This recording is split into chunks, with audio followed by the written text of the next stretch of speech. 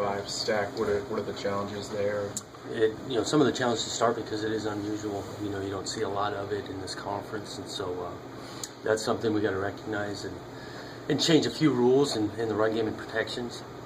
They got some good players over on that side too, and so they're a stiff challenge. Done a good job, especially against the run game. I think they've improved as the years gone on.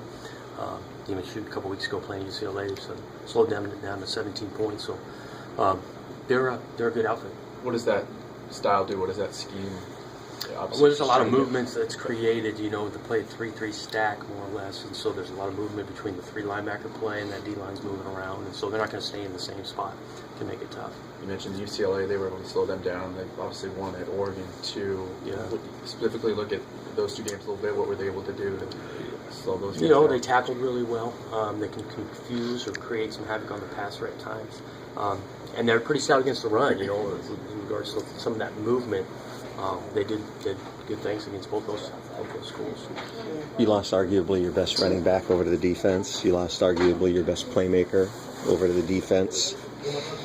Where are the points and where's the offense going to come from? We got to just keep working. I think there's some guys we're getting healthier at running back. We feel good with Dwayne and Coop's done some good things, and Levon's getting himself back, and so those guys can carry the load, and the other guys got to step up. I think we've progressed a little at receiver position. Some of those young guys, trying to get some explosive plays out of Dante and Braden, and the last 2 weeks they've made a play or two, and so we got to just keep working in those situations, and a little emphasis, try to get the ball a little bit to the tight end. Hopefully we can do that this weekend with, like you're saying, Shaq and John going to the other side. Dwayne first man up then?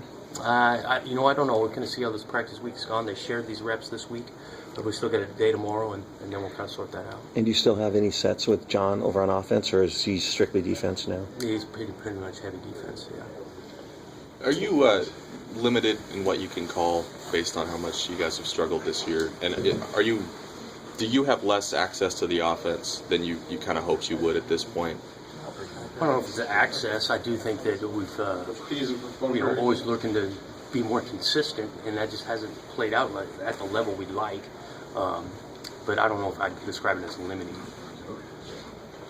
Can we anticipate more downfield throws this week?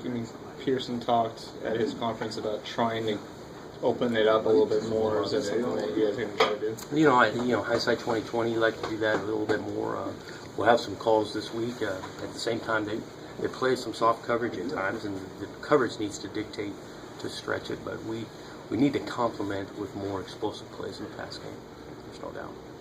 You talked at times this season about the red zone. You guys have had some success scoring when you get in there, but not always touchdowns, of course. Has that been a point of emphasis at all? Especially after this last week, we really felt that we didn't do ourselves any favors down there, and so we did make an emphasis of that. We're looking at a couple of new wrinkles. I think too, the details really show up. The field shrinks, and so the details are so important.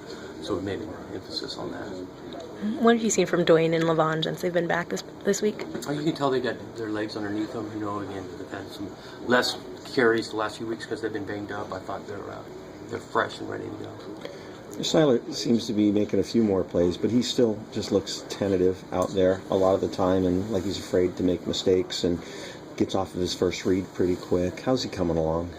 He's working. I do think he plays with good effort just generally throughout the game. Even when he tucks it and runs, he runs with great effort. I do think that we can sit in there and get some throws made. We got to protect him better, and then we got to get open.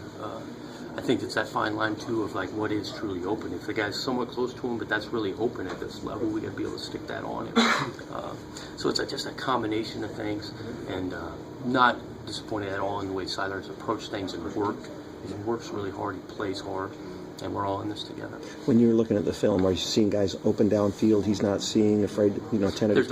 There's been a couple of that, and there's been a couple of them he's open where we're getting beat up front, and he's don't got a chance to make that throw. And so that's why I say it's a combination. And how is he at anticipating receivers coming open?